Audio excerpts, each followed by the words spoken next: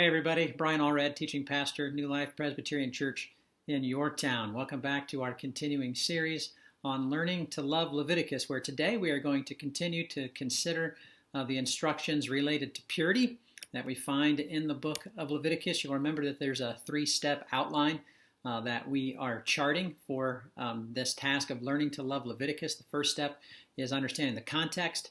Second step, understanding the content of the 27 chapters of the book. And the third step, understanding the completion of the book of Leviticus in the ministry of our Lord Jesus, and how he is anticipated by and fulfills what we read here in the book. And so we're picking up in these instructions for purity in chapters 11 through 15 in Leviticus. We've actually already looked at chapter 11 that had to do with the dietary food laws and the clean and unclean foods for Israel. And so today we're going to look at the chapters that follow that.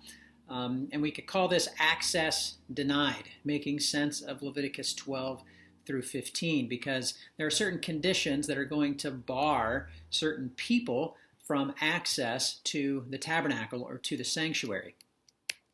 And this is because God's presence demands purity, demands people to be clean to appear before him, and God's presence also demands holiness or sanctification. We talked a little bit about this before when we talked about the rituals of cleansing, or all of the rituals in the book of Leviticus are really aimed at two things: cleansing to make pure, and sanctifying to render holy. And so that's what all of these rituals are about, because blemishes, including physical ones, and we're going to see that in today's lesson, exclude people from the tabernacle. Blemishes exclude people from the tabernacle. We actually already saw that in the first 7 chapters, that blemishes actually disqualified certain sacrifices from being acceptable at the tabernacle. And now we see that certain people are rendered unclean because of certain physical blemishes, or certain physical conditions, probably a better way to say it. But people needed to be healthy and whole to enter into the precincts of the sanctuary in the presence of a pure and holy God. This is what Derek Tidball writes in his commentary. He says, "Those who have been declared impure cannot approach God, who is pure, lest they defile the sanctuary and render it unfit for him as a dwelling place. Nor can those who have the imprint of death on them approach the Lord God, who is ever living and the source of all life and creation." And so a couple key points there to keep in mind as we continue today's lesson, and that is this concept of defiling the sanctuary is an important element to be understood here. Also, those who have the imprint of death on them. Keep those things in mind as we proceed through this content. It'll be helpful to understand why certain people are denied access to the sanctuary precincts. So access was denied if certain conditions existed, but keep in mind that this access is not denied permanently in most of these instances. The grace for cleansing is supplied in these instructions. And so the Lord in his grace, remember, is providing everything necessary for him to dwell in the midst of a people, and so that they can't approach him, because he provides what's necessary for their cleansing and their sanctification or their holiness. So these are important things to keep in mind.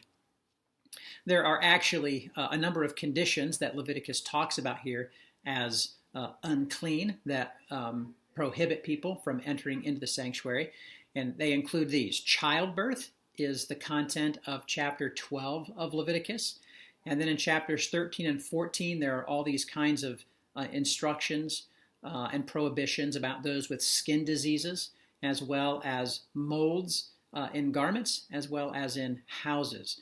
And so we take up that in chapters 13 and 14, and then also bodily discharges in chapter 15. We're only going to have time to look at 2 of these, and that will be childbirth in chapter 12 and bodily discharges in chapter 15. We'll pick up the skin diseases, leprosy, and broader skin diseases in chapters 13 and 14 in the next lesson. So today, I just want to talk about the laws that related to childbirth and the uncleanness related to that, as well as bodily discharges. So access is denied to new mothers, according to Leviticus chapter 12. Now, keep in mind, Leviticus 12 does not teach that a newborn baby is unclean or defiled. What Leviticus 12 is concerned with is the mother's post-birth condition, which is one that lacks wholeness or one that is characterized by dis-ease. Again, it's not a disease, but there is dis-ease. It's an atypical condition post-childbirth due to the loss of essential and life-giving bodily fluids. Keep in mind that the purity of the sanctuary is the primary concern here. It's not being unnecessarily restrictive or demeaning toward women or toward new mothers. It has to do with the purity of the sanctuary. We're going to see that some of these things apply to men as well, but of course this doesn't apply to men because men don't give birth. And so this is concerned with new mothers and their condition, which has the possibility of polluting the sanctuary. Again, that the purity of the sanctuary is the main concern is seen in chapter 12 when we read in it's in verse 4 when it says that she shall not touch anything holy nor come into the sanctuary. So the sanctuary domain is the main concern here. We see this even more clearly at the end of Leviticus 15 that ends this section on instructions for purity. In verse 31 it says, "Thus you shall keep the people of Israel separate from their uncleanness, lest they die in their uncleanness by defiling my tabernacle that is in their midst." And so the Lord is concerned about the purity and the ongoing purity of his dwelling place.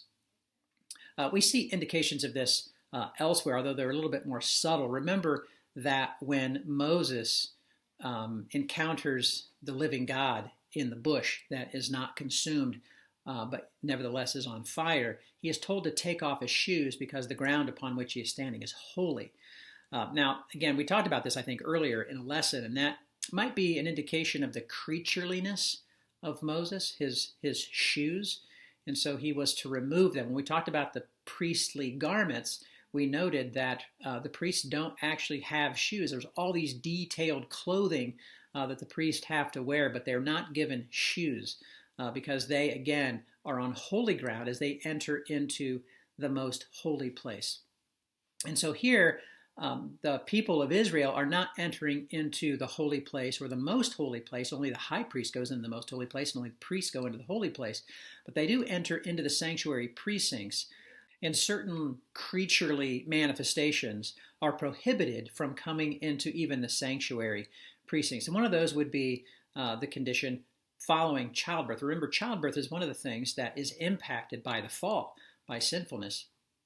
And it would appear that both marriage and childbearing are not things that happen in the new heavens and the new earth. So there's a distinctive earthliness about this condition that prohibits the new mother from entering into the sanctuary.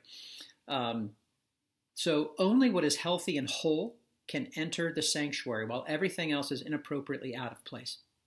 Think about that phrase, inappropriately out of place. That doesn't mean it's sinful. It doesn't mean it is by nature corrupt. It has the potential to be corrupting or polluting. But this idea of uncleanness, remember, is not something that's demeaning. But it is something that's not fitting for the holy dwelling place of God. When we think about something that's inappropriately out of place, I'm going to use a couple crude examples. So if somebody from the mid-1800s were to discover that it is common for people in the United States to urinate in their homes, they would be shocked. They would think, you mean you don't go outside to some kind of designated place to urinate? You actually stay in your home when you urinate? And the answer to that question is yes. Most of us urinate in our homes, but there's a particular place designated for that. As long as the urine stays in the toilet, we don't have a problem with it. But at any point where it's outside the toilet, even if it's 4 inches from the toilet water and on the toilet seat, inappropriately out of place, that needs to be cleaned, lest it becomes defiling. And so, it's inappropriately out of place. It's not, urination is not a bad thing, although it's kind of regarded as essentially filthy. And my other example would be that as well. I'll use some other examples that don't relate to specific filth, but so I sleep with my head, probably within about 20 yards from a lot of dog excrement in my yard. Now, of course, it's divided by the walls in my house, but it's out there, and I don't think about it at all because that's the appropriate place for where my dog drops it. But if it were to be dropped in the house, I would have an immediate problem with that. That would need to be cleaned. That would need to be scrubbed because it's inappropriately out of place. Into the home, into our dwelling, that's out of place. And even blood, if we think about cuts that we get, that where blood drops, we tend to clean that immediately because it's inappropriately out of place. It belongs within our bodies, and to lose that blood and to spill that blood, that's inappropriately out of place. And so we have all kinds of careful regulations culturally about the cleaning of blood.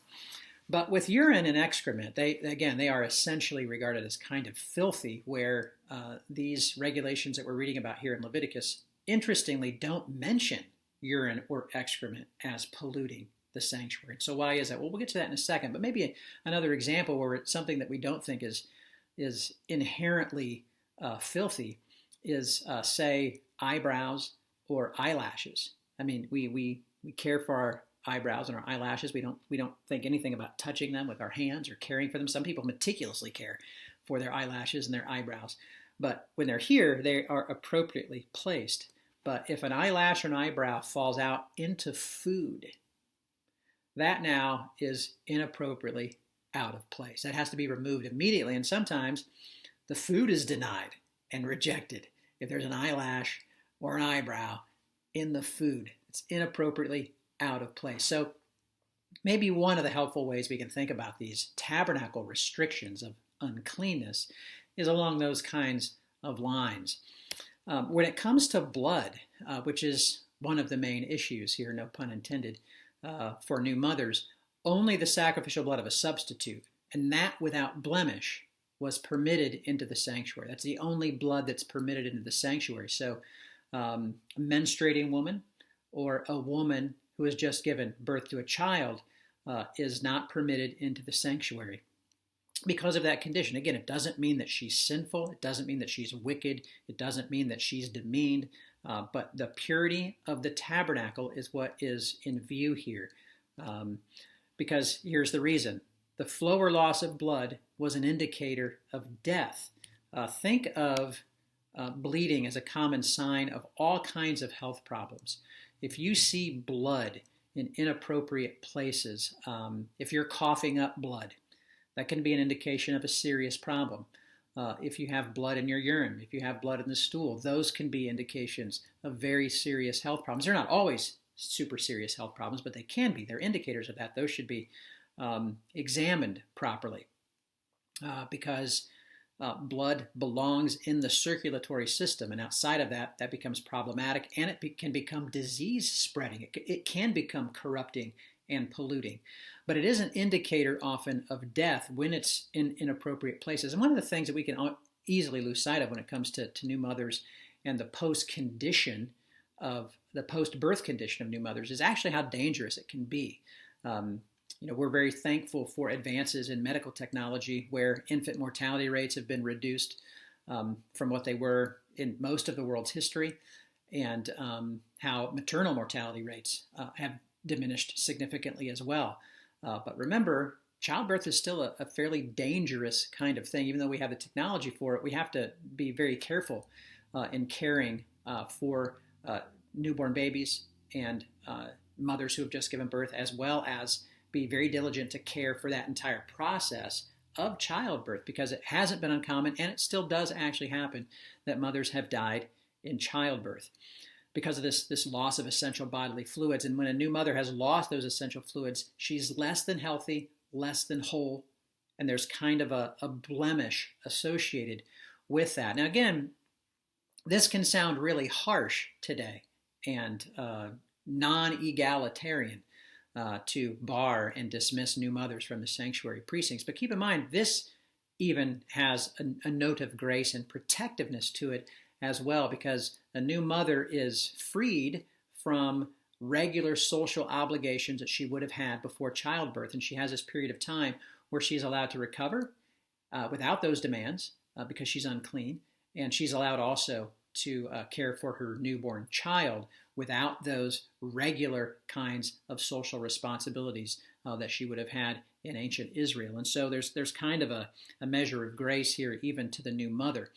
But this loss of blood is incompatible with the God who is the source of life. And so to bring that kind of blood loss, or to be in a condition of blood loss and bring that into the sanctuary precincts, is inappropriately out of place. Now again, the new mother is not permanently disbarred. There just has to be a period of cleansing that happens. And so we can actually see that as we read on. But a couple other quotes that just kind of get to this idea of why the condition of the new mother is one in which she is not permitted into the sanctuary precincts because of the purification and the maintaining of the purity of the tabernacle. One by Derek Tidball again, a flow of blood not only potentially puts one's life in jeopardy, but rendered one's body less than whole. Before worship could be resumed, wholeness had to be restored and deficiencies overcome, which again is possible. We're going to get to that in a second. The second quote is by Alan Ross. We've quoted him before. A flow of blood was a sign of possible death. Any loss of vaginal blood or seed, we're going to talk about emissions of semen in Leviticus chapter 15. So there's a male counter part to this as well. But any loss of that meant a diminution of life, and if left unchecked, could lead to death. It's a less than whole condition. It was therefore incompatible with God, the source of life. So there you have it. But here's the cleansing process. Here's the grace that's extended in Leviticus chapter 12. Following the birth of a baby boy, the mother was unclean for 7 days. And after the 7th day, on the 8th day, the male child would be circumcised. And then that was followed by a 33-day period of purification, after which the mother could bring a burnt offering and a purification offering, and then be permitted back into the sanctuary precincts after being declared clean. Following female births, the mother was unclean for 14 days, and this would be followed by a 66-day period of purification. Now, this has raised a lot of eyebrows about possible tones of patriarchy and misogyny in the scriptures. The basis of this difference is actually not revealed in Scripture. Why is there a difference between the purification period and the unclean period, between the birth of a baby boy and a baby girl? Well, the basis there's a lot of conjecture about this. The basis of the difference may simply be that two females require a double period of time for cleansing and purification in anticipation of the regular sanctuary restrictions that would fall upon the newborn baby girl due to eventual menstruation.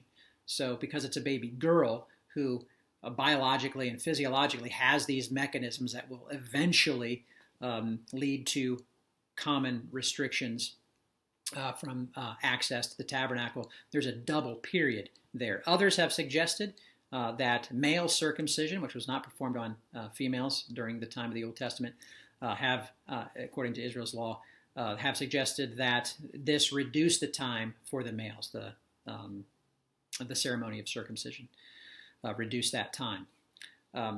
So again, the text doesn't say specifically what the reason is, but to think that somehow to have had a baby girl is more defiling than to have had a baby boy is not what is being communicated here in the scriptures. Note that the same offerings at the end of the purification period were exactly the same, whether the mother had a boy or whether the mother had a girl. Purification offerings the same, even though the time period is a little bit different.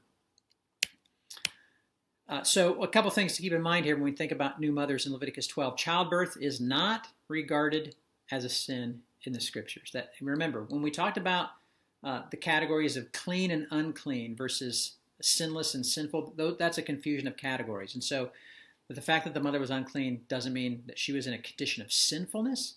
To be unclean after childbirth does not mean that childbirth is somehow a sinful process, or that according to Genesis chapter 3, it's impacted by the fall.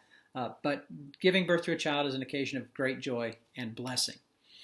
Notice that no forgiveness is pronounced at the end of Leviticus 12. Again, we didn't read the whole chapter. I would encourage you to make sure you're reading the book of Leviticus as you go through these lessons. But no forgiveness is pronounced, only ritual cleansing. And the issue, again, is to maintain the purity of the sanctuary. Let's jump past chapters 13 and 14 just because of time and talk very briefly about discharging the discharging. Access is denied to those who have any kind of bodily discharge related to the reproductive organs specifically. This is how the chapter breaks down. Chronic male discharges, which may indicate some kind of STD. Gonorrhea and chlamydia can be asymptomatic in males, but when there are symptoms, it often produces a discharge. And so that would potentially be chronic. So chronic male discharges are dealt with in verses 2 through 15 of chapter 15. And in this condition, the person, the male in this case, would be clean after the condition was cured, which a cure is not actually prescribed in the chapter. But when this discharge stopped, they would have to wait 7 days, wash, and then offer sacrifices at the entrance of the tent of meeting. Then they would be clean. Occasional male discharges were dealt with a little bit different. This would have to do with any instance where there's an emission of semen. The male would be unclean until the evening and then clean after washing. No sacrifices involved in this. Unclean until the evening after an emission of semen and then clean after washing. Menstrual female discharges that were not chronic are dealt with in chapter 15, verses 19 through 24. The female would be unclean for 7 days after the end of the menstrual bleeding and then clean after washing. Actually, the washing related to menstruation here is not explicitly given in this chapter in Leviticus. It's inferred when we read chapters like 2 Samuel 11, where David sees Bathsheba during the days of her purification bathing on the rooftop. You remember that's when he commits adultery with her. But it just requires a waiting period of 7 days, washing, no sacrifices, however, and then the female is clean and can enter the sanctuary precincts. Chronic female discharges, a constant flow of blood that's not related to regular menstruation. Chapter 15, verses 25 through 30 would be clean after a cure, and then the offering of sacrifices as well. Notice that there's no prescription for a cure. In fact, Jesus encounters a woman with a flow of blood in the Gospels who touches the hem of his garment and gets healed. One of the things that we can miss from that is that this woman who had struggled with a flow of blood for many, many years, had gone to see many doctors and her condition worsened, was consistently barred from the temple. At that time, it wouldn't have been the tabernacle, it would have been the temple. But it barred her from full inclusion into the community. And so we see the grace of Jesus bringing healing to her on that occasion, which was an immense act of grace. And by the way, according to the Levitical laws, to touch her would have rendered him unclean, but rather than him becoming unclean, he renders her clean by healing her. So we'll get to some of that in the next lesson. But that's how the chapter breaks down. Again, there's this loss of life-giving fluids that renders people less than whole, which then bars them or prohibits them from entering into the precincts of the sanctuary, and it keeps them from polluting the sanctuary as well. Alan P. Ross just summarizes this. All the cases mentioned in Leviticus 15 involve the ritual of washing. Sacrifices had to be offered for the chronic cases as well, but not for ordinary bodily functions, just for something to keep note of as you read through chapter 15. A couple last things here about the significance of chapter 15 historically in the context of Leviticus and ancient Israel. Not only did this boundary keep unclean bodily fluids out of the sanctuary, but it also prevented the common pagan practices of mixing sexuality with worship. It was very common in ancient times for fertility cults to be connected to the temples of idols. In other words, human sensuality and sexuality was thought to be some kind of religious act that could encourage the gods to send rain and to bring fertility and those kinds of things. Baal worship is actually a fertility cult. We read a lot about Baal worship in the Old Testament. That was part of the allure for Israel to follow the Baal cult and the Ashtoreths because it involved sexuality. But the Lord, in bringing these restrictions to bear upon the people, certainly builds a fence around sexuality being introduced into the worship of the sanctuary and the tabernacle. It sets up a firm boundary against such practices by barring bodily fluids connected to reproduction. And so that brings us to a conclusion of this lesson. We're out of time, but we're going to also talk about the other two chapters having to do with instructions for purity in Leviticus, and that's chapters 13 and 14, dealing primarily with skin diseases. So hopefully you'll join us then.